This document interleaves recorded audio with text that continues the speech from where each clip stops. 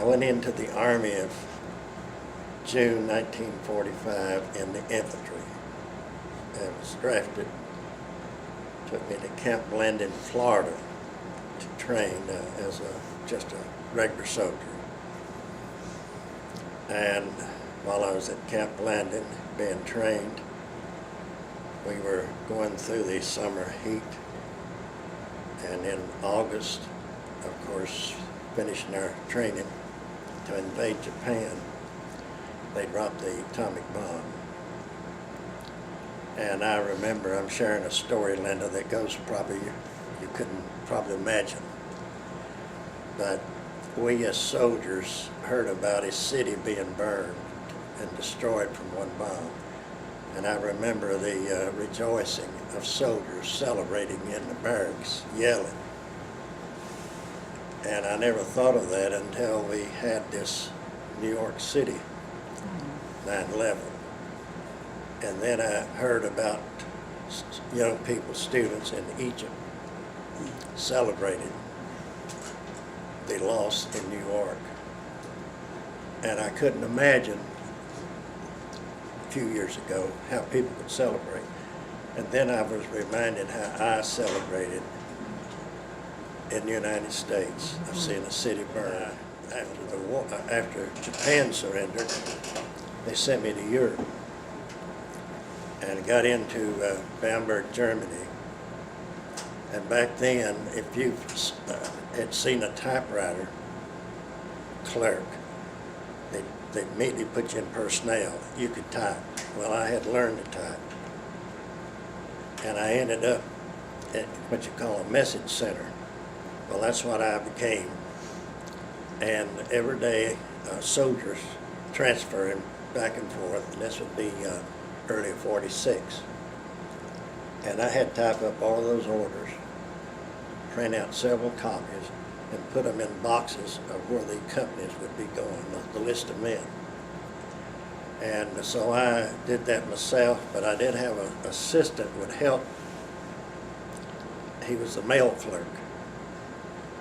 Now recently I was watching this war situation, probably Baghdad or where it was just recently, and I hadn't heard Message Center in 50 or 60 years. And they were showing this Message Center, and that thought hit me. Now, I was the Message Center. And here somewhere in Baghdad area, a large building, 40 or 50 men, computers galore, all type of equipment that I couldn't imagine. And they said Message Center, and I thought how much change had taken place. Yes. And since that World War II. Yes. So I typed up those orders for years and or months, and would send them out to. And on those were names of soldiers that was being transferred or promoted. And I had to keep that drum now, that ink, in the Army. I had to keep it clean. I had to type cleanly, and so there was responsibility. Yes, it but sure it was just a, and I ended up being discharged. I started to say parole, but that's not right. And it's 2 stripes and a T. T meant technical, that I was doing something special, so that's what I was doing. No, I shouldn't bring this up, and I thought this is confession day. I was placed also during this time in a PX, and this PX is a company government store. So I remember the barbed wire fence. I'm inside of it, and there's 2 of us, and I'm in charge of the PX. And I could get cigarettes by wheel, just whatever I wanted. Cigarettes sold on the street for $250 a carton. In a case of cigarettes, there are 50 cartons. So my friend ran the ambulance, and he was in the medics. 2 men that roomed together. Harry Fisher from New Jersey.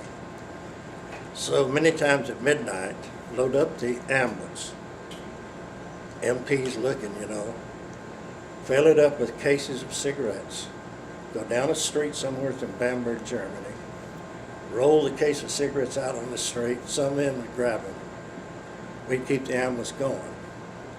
Fisher would be driving, I rolled a case of cigarettes out the back door.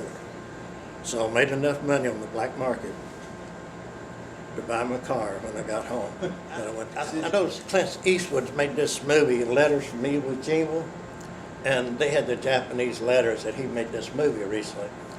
And I noticed, now I was good with a bayonet. I had, from the stock of barrel, we had calluses here because you had to really run.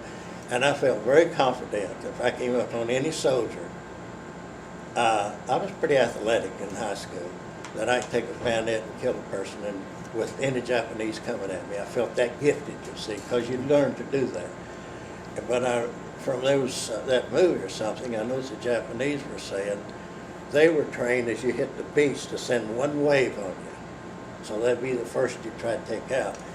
And but the second wave was waiting, so I don't know how I would handle the second. I don't remember being trained to handle the second wave of Japanese coming at you, but that's what they were training to do, to overpower you when you hit the beach. So it was, like saying, you were just trained. We knew nothing about atomic bomb being in the infantry, though. We were just training to throw the hand grenades and blow up bridges or something like that. But now when you take that infantry training, I'm sure other soldiers here can tell you, you start out maybe with 250 men, but only about 50 or 75 would end up being able to finish that 16, 17 weeks training, because you went under barbed wire with machine gun bullets and all. You went live training. And a lot of people, I'm sure others here may remember those stories. I remember seeing men, and they were older men drafted, you know, they kept getting the young and the older. And I remember seeing, even in the training, just rolling on the ground crying like babies. They put the gas on you, and just, it was rough. Well, you're training to kill somebody. You start off as a high school basketball player, I was, but you got to think, just sharing a story here. I noticed now we've been in Iraq like 5 years, and they're still trying to train soldiers from the Iraqis. My gosh, in 16 weeks we could kill people, blow up a bridge or do whatever. And I'm amazed at how quick maybe the American soldier. Now that's something about Americans do have. I think it may be public education. We can just quickly. I saw that in Europe when I was a soldier.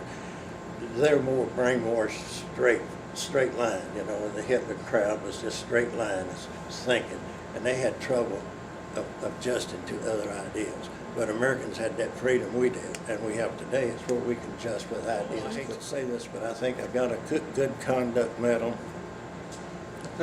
It wasn't from selling those cigarettes, No. though. No. We must have not found that one out. But I'm saying I did miss. But I didn't bring that medal. I don't know where I lost with it. Going into the infantry, you learn to shoot a rifle. And one day I had a bad day with a carbine. That's a short rifle, the wind blowing. But I could shoot an M1 standing up at 500 yards and zero. And I thought of telling these people in Nashville one time how I could shoot a rifle. And it's not that Sergeant York story. But the day that carbine was handed to me, short rifle, I had a bad day, and I got I would have been an expert rifleman up until I think I ended up sharpshooter. That's what I got. The one little old tag sharpshooter. I mean, I could shoot a rifle, but up in East Tennessee back then, you know, they shot squirrels, and people just learned to shoot. So when I was drafted in that Army, I went down on the rifle range and just bang, bang, bang. It was just, You had an advantage, I didn't had you? an advantage. Yeah. I had